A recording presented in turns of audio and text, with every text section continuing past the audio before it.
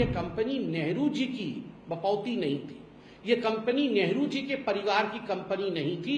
ये जो डोटेक्स कंपनी के मालिक हैं, उन्होंने ईडी को कहा कि हमारा काम तो गोरख धंधे का था, हम तो ब्लैक मनी को व्हाइट करते थे, वही पैसा हमने राहुल जी को और सोनिया जी को 1 करोड़ और कोई कोलैटरल नहीं, ऐसे ही एक गिफ्ट के रूप में हमने लोन दे दिया। इसको आप चोरी या भ्रष्टाचारी मत कहिए, ये सरेआम डकैती है, डकैती। तो इनकम टैक्स डिपार्टमेंट ने देखा कि 414 करोड़ का टैक्स इवेजन ये सोनिया गांधी और राहुल गांधी ने कर दिया है। ये राहुल गांधी और रॉबर्ट वाड्रा को भेजना चाहिए हार्वर्ड यूनिवर्सिटी में कि कैसे बिना जेब में पैसा लिए कैसे 100 करोड़ रुपए कमाया जाए। अक्यूज नंबर 1 हो या अक्यूज नंबर 2 हो, जेल तो जाना ही पड़ेगा। क्या पंडित जवाहरलाल नेहरू एसोसिएट जर्नल्स के मालिक थे? नहीं। पंडित जवाहरलाल नेहरू ने 5000 जो स्वतंत्रता संग्रामी थे, 5000 फ्रीडम फाइटर्स, उनको एकत्रित किया और उनको शेयर होल्डर बनाया।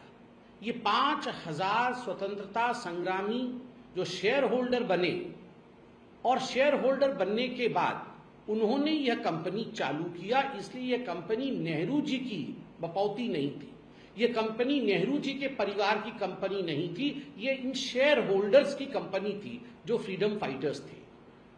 आगे चलकर इस कंपनी ने कि हम पब्लिशिंग हाउस हैं, हम जनता के लिए न्यूज छापते हैं, इसलिए हम कोई बिजनेस नहीं करते हैं, तो हमें कंसेशनल रेट पे भिन्न भिन्न जो सरकारें हैं वो जमीन दे, इस प्रकार का आवेदन रखा और 1956 में नॉन कमर्शियल कंपनी के रूप में एस्टैब्लिश हुई कि हम कमर्शियल एंटिटी नहीं है। उसका नतीजा क्या रहा? उसका नतीजा यह रहा कि देश भर के, उस समय तो प्रधानमंत्री पंडित जवाहरलाल नेहरू थे ही, स्वाभाविक रूप से उनका एक इन्फ्लुएंस था। देश भर के सभी राज्यों ने प्राइम लोकेशंस पे एजेएल को, एसोसिएटेड जर्नल लिमिटेड को, क्योंकि एक नॉन कमर्शियल एंटिटी थी, उसके नाम पर उन्होंने प्राइम लैंड पे बहुत बड़े बड़े जमीन नॉमिनल रेट पे 2 रुपए 1 रुपए के दाम पे, भाव पे इन्होंने देश भर में जमीन दिया। लखनऊ के प्राइम प्रॉपर्टी पे, मुंबई के प्राइम प्रॉपर्टी पे, दिल्ली में तो आप सब देखते ही हैं, बहादुर शाह जफर रोड में सबसे बड़ी बिल्डिंग नेशनल हेराल्ड की ही है। इस प्रकार पूरे देश के हर कोने में लगभग ऐसी 100 प्रॉपर्टीज है जो नेशनल हेराल्ड की प्रॉपर्टीज है। पूरे देश में ये प्रॉपर्टीज एक्वायर की गई और ये अखबार छपने का काम चलता रहा। धीरे धीरे नेशनल हेराल्ड कोई पढ़ता नहीं था। इनका काम, नेशनल हेराल्ड की जो कंपनी थी, जो मूल कंपनी थी एसोसिएटेड जर्नल लिमिटेड, ये नुकसान में जाने लगा, अर्थात लॉस में जाने लगा। जब ये लॉस में जाने लगा तो लगभग 2008 में एक ऐसी परिस्थिति आई कि कागज छापना और संभव नहीं हुआ। कागज छापने का काम उन्हें 2008 में संपूर्ण रूप से बंद करना पड़ा और एक 90 करोड़ का नुकसान एसोसिएटेड जर्नल लिमिटेड को हुआ। 90 करोड़ का नुकसान। कैसे नुकसान हुआ? ऋण के नीचे आ गई, 90 करोड़ के ऋण के नीचे आ गई। कैसे आ गई? जो वहां पर एम्प्लॉय थे, उनकी ग्रेच्युटी है, उनको तनख्वाह देना है, वहां रिपेयर वर्क करना है, बिजली का बिल आता है, इन सब चीजों को लेकर एक 90 करोड़ के ऋण के नीचे एसोसिएटेड जर्नल आ गई। तो एसोसिएटेड जर्नल ने, उनको लगा कि हम 90 करोड़ का क्या करेंगे, कहां से लाएंगे। उस समय एसोसिएटेड जर्नल के डायरेक्टर कौन थे? मोतीलाल वोहरा जी थे। और 2008 और 2010 के आसपास लगभग 1057 स्टेक होल्डर्स थे, शेयर होल्डर्स थे। तो मोतीलाल वोहरा जी ने सोचा मैं क्या करूं, ये 90 करोड़ का तो बहुत बड़ा लोन हो गया है। तो वो कांग्रेस पार्टी के पास गए, AICC, all India Congress committee. तो ऑल इंडिया कांग्रेस कमेटी के पास जाके उन्होंने आवेदन दिया कि आप हमें 90 करोड़ का लोन दीजिए, तो मैं ये लोन जो है, जो हमारे एसोसिएटेड जर्नल पे आया है, हम चुका देंगे।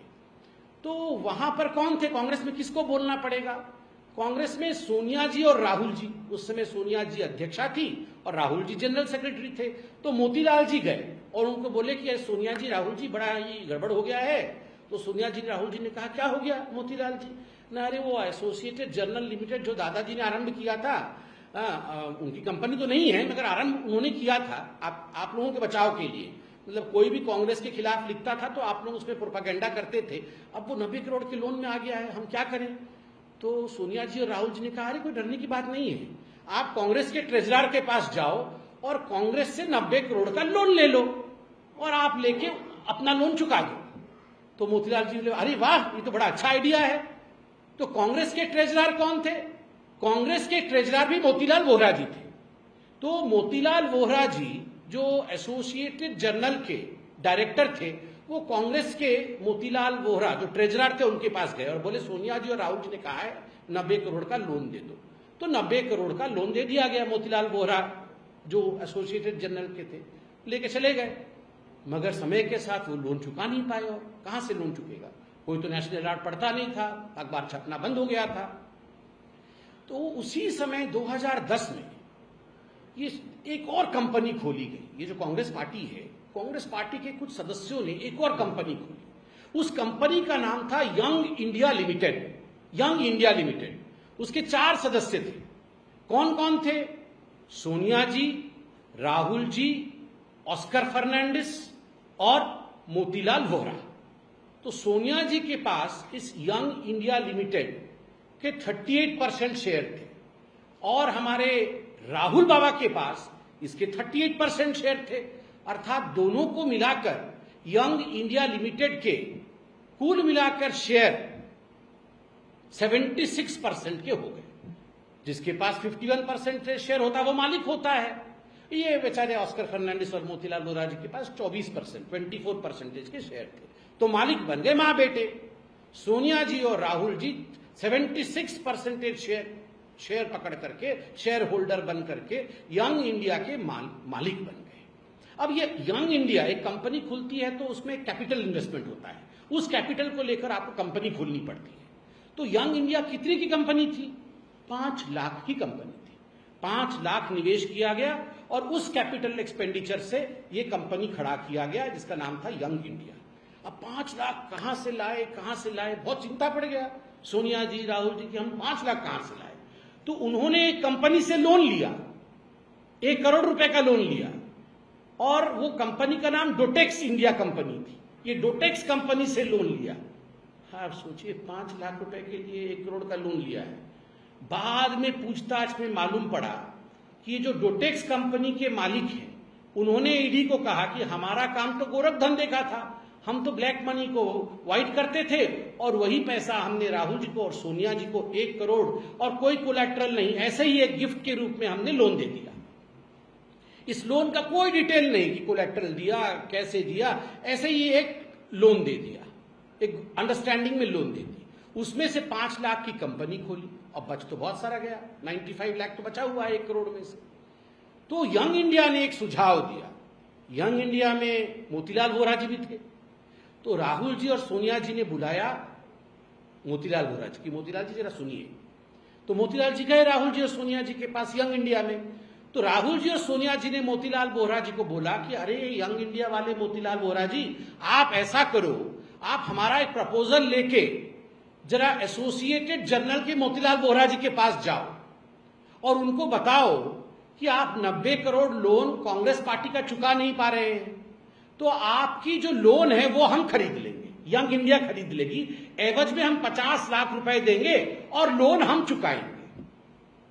तो मोतीलाल वोहरा जी जो यंग इंडिया कहते, बोले वाह, ये तो बड़ा अच्छा आइडिया है, मैं जाता हूं एसोसिएटेड जर्नल के यंग जो मोतीलाल वोहरा जी हैं डायरेक्टर, उनके पास मैं जाता हूं।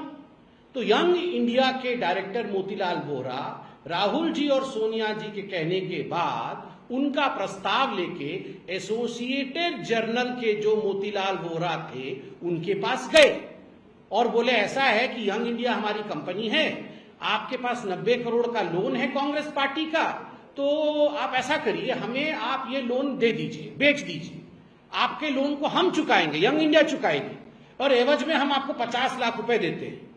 तो मोतीलाल वोहरा जो एसोसिएटेड जर्नल के थे उनका, वाह, 50 लाख आप देंगे भी और हमारा लोन भी चुका देंगे, एग्रीड, हम मानते हैं इस बात। 50 लाख रुपए एसोसिएटेड जर्नल ने लिया और उन्होंने अपने जो सारे शेयर थे, एक शेयर 10 रुपए का, ऐसा करके 9 करोड़ शेयर 9 इंटू 10 90 करोड़। तो ये सारे शेयर उन्होंने, एसोसिएटेड जर्नल ने यंग इंडिया के नाम कर दिया कि अब हमारी जो शेयर्स हैं वो आपकी है, अब ये 90 करोड़ कैसे चुकाना है ये आप जानो। 50 लाख रुपए दे करके पूरी जो एसोसिएटेड जर्नल लिमिटेड की शेयर होल्डिंग थी, शेयर होल्डिंग का मतलब होता है मालिकाना हक, 99.1% मालिकाना हक किसके पास आ गया? वो यंग इंडिया के पास आ गया। मात्र 50 लाख में 5,000 करोड़ की प्रॉपर्टी, दिल्ली के प्राइम लोकेशन पे प्रॉपर्टी, लखनऊ के प्राइम लोकेशन पे प्रॉपर्टी, मेरठ में प्रॉपर्टी, आपके जहां जहां जाओ वहां वहां प्राइम लोकेशन पे, भोपाल में प्रॉपर्टी, हर जगह इनकी प्रॉपर्टी थी। जब ये शेयर ट्रांसफर हुआ 99.1%, ये सारा का सारा जो प्रॉपर्टी है वो यंग इंडिया के पास और उनके अधीन हो गया। मात्र 50 लाख, और वो भी डोटेक्स इंडिया से लेकर ये बन गए मालिक। 5,000 करोड़ के मालिक कौन बना? जिसके पास 76% शेयर था, मां और बेटे। और ये मोतीलाल वोरा जी चहुदिन दिशा में थे। ये डायरेक्टर एजेएल के भी हैं, ये डायरेक्टर यंग इंडिया के भी हैं, और ये ट्रेजरर एआईसीसी के भी हैं। अब उसके बाद जब यंग इंडिया मालिक बन गई तो जो कांग्रेस के मोतीलाल वोरा जी थे ट्रेजरर, उन्होंने कहा कांग्रेस पार्टी जो 90 करोड़ लोन हमने दिया था एसोसिएटेड जर्नल को, हम उसे माफ करते हैं, वो लोन वापस करने की आवश्यकता नहीं है, माफ। 90 करोड़ का लोन माफ कर दिया राहुल जी और सोनिया जी के कहने पर। प्रश्न उठता है, प्रश्न नंबर 1, क्या एक पॉलिटिकल कंपनी किसी और एंटिटी को लोन दे सकती है? क्या कांग्रेस पार्टी यंग इंडिया को, क्या कांग्रेस पार्टी एजेएल को इस केस में जो 90 करोड़ का लोन दिया, क्या ये जायज है? कांग्रेस पार्टी एक पार्टी है, चंदे पे चलती है, लोग देते हैं, बैंक नहीं है जो लोन देगी। कैसे लोन दिया? नंबर 1।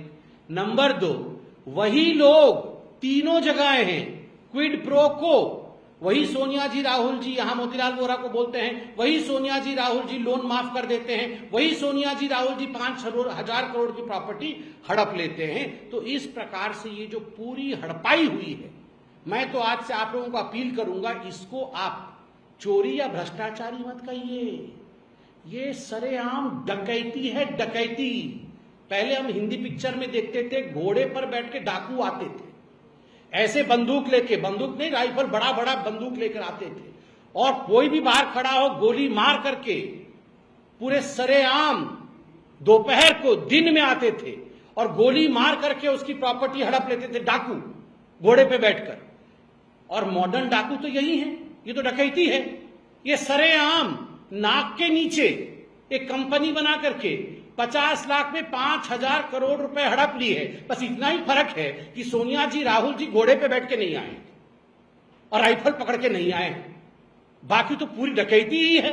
तो इसको आप चोरी और भ्रष्टाचारी मत कहिए, ये नेशनल हेराल्ड डकैती केस है, जिसमें कि एक्यूज्ड नंबर 1 सोनिया गांधी है और एक्यूज्ड नंबर 2 राहुल गांधी है। अब वर्तमान में आते हैं, ये वर्तमान में पूरा विषय क्यों उठा है? अप्रैल 15 को, 2-3 दिन पहले, ईडी ने चार्जशीट फाइल किया, जिसमें सोनिया जी, राहुल जी, साम पित्रोदा और सुमन दुबे, इन चारों का नाम नामित है। इनके नाम के साथ चार्जशीट फाइल किया गया। सोनिया जी Rahul ji accused number 1, accused number 2। ये जो सैम पित्रोदा जो फॉरेन का काम देखते हैं और बीच बीच में बयानबाजी करते हैं, और सुमन दुबे ये भी डायरेक्टर है यंग इंडिया के, तो इनका नाम इंक्लूड किया गया है।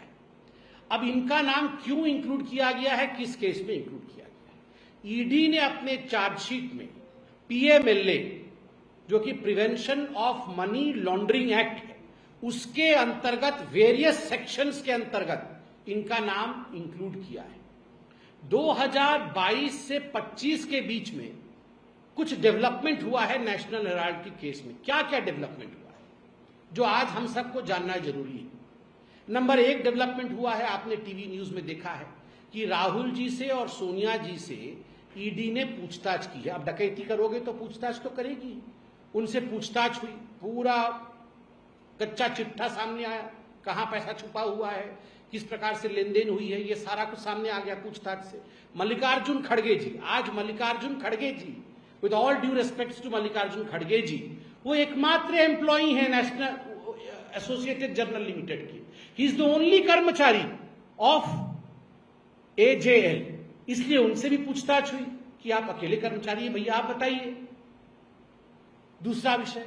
तीसरा विषय, जब ये यंग इंडिया ने एक्वायर किया एसोसिएटेड जर्नल लिमिटेड को, उस समय एक बड़ी बात देखी गई कि इतने बड़े प्रॉपर्टी को एक्वायर करने के बाद कुछ तो टैक्स देना बनता था। तो इनकम टैक्स डिपार्टमेंट ने देखा कि 414 करोड़ का टैक्स इवेजन ये सोनिया गांधी और राहुल गांधी ने कर दिया है। 50 लाख देके 5000 करोड़ की प्रॉपर्टी ले ली और टैक्स नहीं दिया, तो 414 करोड़ का टैक्स इवेजन भी किया है, यह भी सामने आ गया। उसके बाद 16 लोकेशंस पे, जो ये एजेएल की प्रॉपर्टी की 16 लोकेशंस पे रेड मारे गए एजेंसीज के, और बहुत सारे दस्तावेज सामने आए। उन दस्तावेजों में बहुत सारी बातों का खुलासा हुआ। जब ईडी ने ये रेड किया और ईडी ने उसके साथ ही जो इमूवेबल प्रॉपर्टी थी एसोसिएटेड जर्नल की, उनको सील कर दिया, और इससे बहुत कुछ सामने आया जो मैं आपको अभी बताने वाला हूं। ये चौंकाने वाला विषय है। ईडी के चार्जशीट से मैं पढ़ता हूं कि आखिर इन प्रॉपर्टीज को सील क्यों किया गया, इन पर रेड क्यों डाला गया, वर्तमान में एक केस सोनिया जी और राहुल जी के खिलाफ क्यों हुआ। ईडी कहती है, these properties were attached after extensive investigation by the ED, which revealed significant generation and possession and use of proceeds of crime to the tune of 988 crore. To secure the proceeds of crime and to prevent the accused from dissipating the same. कल कांग्रेस वाले press conference में कह रहे थे, अरे कोई property तो बेचा नहीं, कोई प्रॉपर्टी खरीदा नहीं, प्रॉपर्टी तो जहां का तहां खड़ा है, फिर हमने क्या गड़बड़ी की।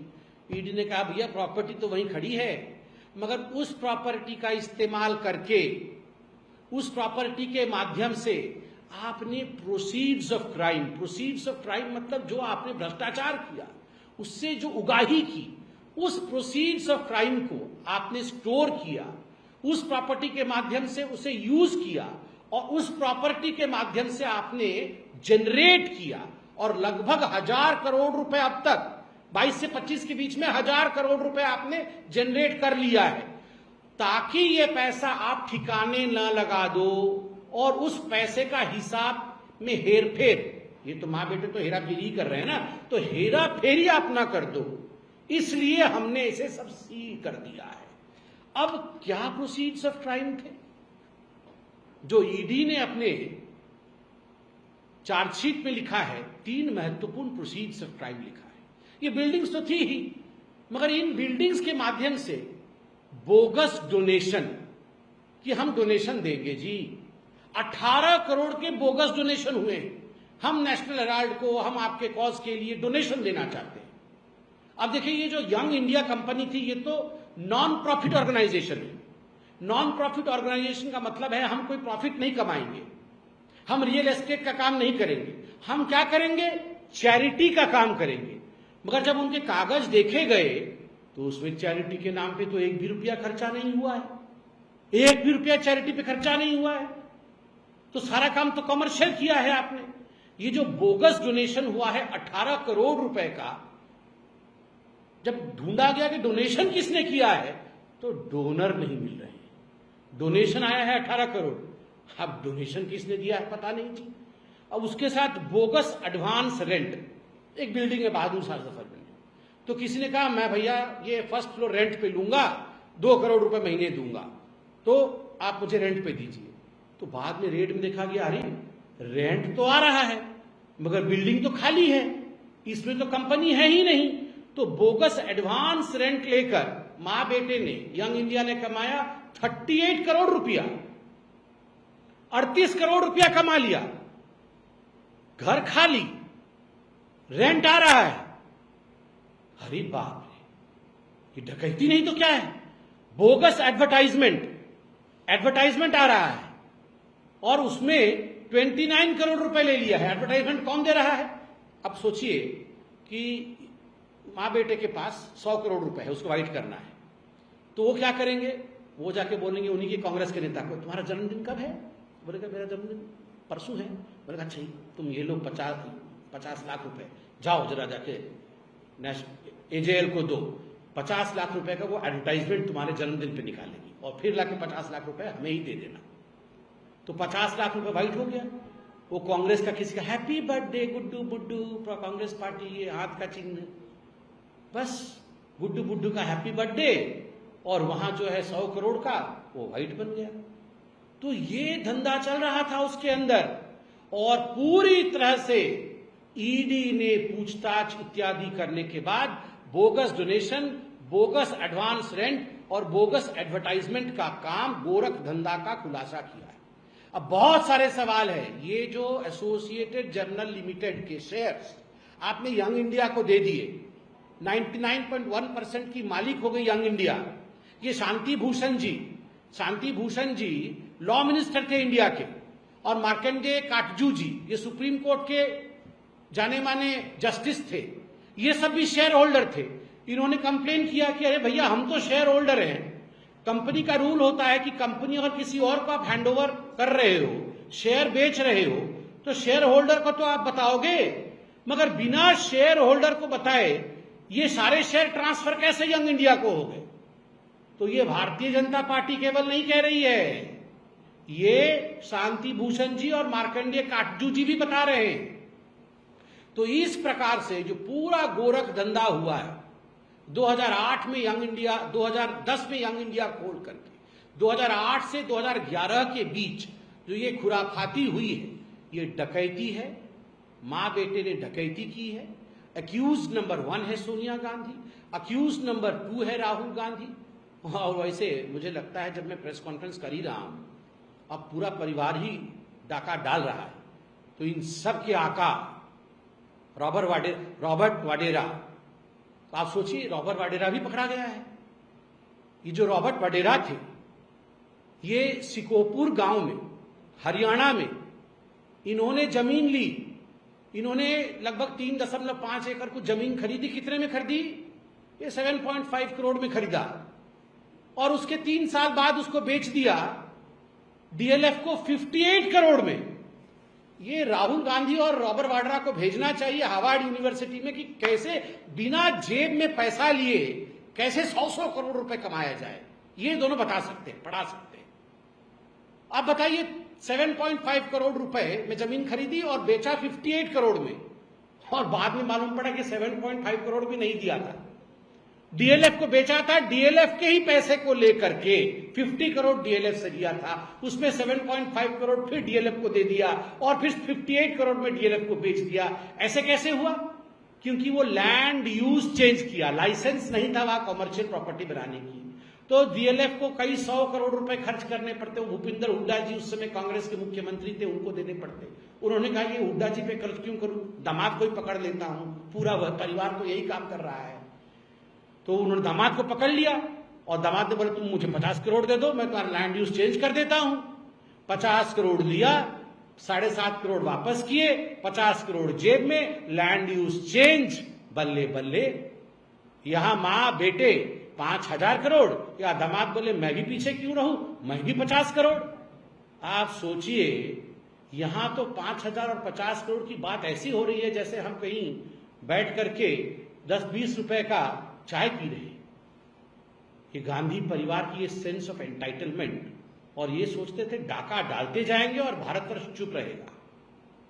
सोनिया जी, राहुल जी, रॉबर्ट वाड्रा, अगर आप घोड़े पर बैठ करके डकैती डालते थे, गरीबों को लूटा है, और आप ये सोच रहे हैं कि एजेंसी कुछ नहीं करेगी, तो ऐसा नहीं होने वाला है। ऐसा नहीं होने वाला है। वो समय बीत गया जब आप सत्ता में थे और आपको लगता था कि ये देश आपकी बपौती है। ये नेहरू जी भी सोचते थे, ये आप भी सोचते। अब यह देश आपकी बपौती नहीं है, गरीबों का है यह देश, और जिसने गरीबों का पैसा लूटा है वह अक्यूज नंबर 1 हो या अक्यूज नंबर 2 हो, जेल तो जाना ही पड़ेगा। बहुत बहुत धन्यवाद। कोई प्रश्न हो तो अवश्य पूछे। सर, कांग्रेस आरोप लगाती है कि जब जब इलेक्शन नजदीक होता है तब तक भाजपा और केंद्रीय जांच एजेंसियां उन्हें परेशान करती हैं, क्योंकि बिहार के इलेक्शन नजदीक है, बंगाल के इलेक्शन नजदीक है, इसलिए भाजपा जो है वो केंद्रीय जांच एजेंसियों का इस्तेमाल कर रही है और उन्हें परेशान कर रही है। हरियाणा के जो इलेक्शन खत्म हो गए, ये दामाद जी तो का पूरा केस तो हरियाणा में था, वहां तो धूल चाट गए कांग्रेस वाले। उस समय तो ये केस नहीं चल रहा था। और देखिए, इलेक्शन इस देश में हमेशा चलते रहेंगे। मैं तो बोल रहा हूं कांग्रेस पार्टी को, अगर उनको इसमें डाउट हो रहा है कि इलेक्शन के कारण रेड हो रही है, तो 1 नेशन 1 इलेक्शन लाने दीजिए। 1 नेशन 1 इलेक्शन होगा, मगर अनंत रेड तो आपके ऊपर होंगे ही। आपने अनंत कुकर्म किए हैं। एक दिन आप देख लीजिएगा, 1 नेशन 1 इलेक्शन होगा, मगर innumerable raids on Congress party continue करती रहेगी, क्योंकि इन्होंने इन्यूमरेबल एक्ट्स ऑफ करप्शन किया है। इसलिए ये सब बहानेबाजी नहीं चलेगी। और ये अभिषेक मनु सिंघवी जी और जो इनके बड़े बड़े वकील आके यहां पर प्रेस कॉन्फ्रेंस कर रहे हैं, भैया प्रेस कॉन्फ्रेंस करने से क्या होगा? जो आप दलीलें यहां दे रहे हैं, कोर्ट में दलील दो। मां बेटे तो बेल पे बाहर है ना, दोनों मां बेटे बेल पे बाहर हैं। और दोनों मां बेटे ने जाके सुप्रीम कोर्ट में कहा था कि इस केस को स्टे कर दिया जाए। सुप्रीम कोर्ट ने मना कर दिया इस केस को स्टे करने के लिए। तो मेरिट देखा है सुप्रीम कोर्ट ने।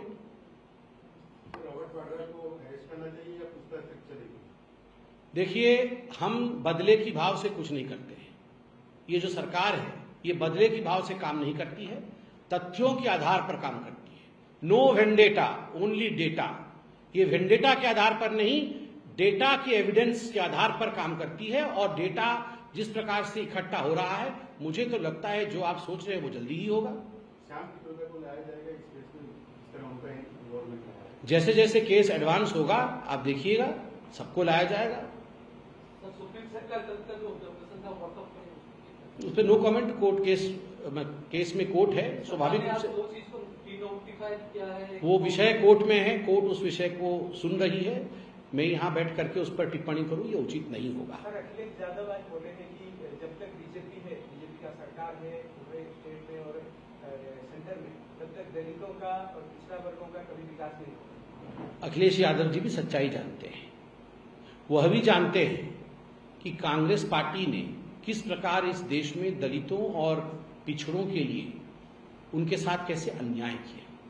अपीजमेंट की पॉलिटिक्स के कारण कर्नाटक में कांग्रेस पार्टी ने 4% रिजर्वेशन मुसलमानों के लिए किया और ओबीसी के 4% रिजर्वेशन के हक को काटने की कोशिश की। और ये कांग्रेस पार्टी की जो अपीजमेंट की पॉलिसी है, उसका हाथ थाम के आज अखिलेश यादव चल रहे हैं। अखिलेश यादव जी को पता नहीं है शायद, वैसे एक बात को वो धक्का खा चुके हैं। 2 अच्छे लड़के निकले थे, उन अच्छे लड़कों का क्या हुआ वो हश्र भी हमने देखा है, इस बार भी देखिए।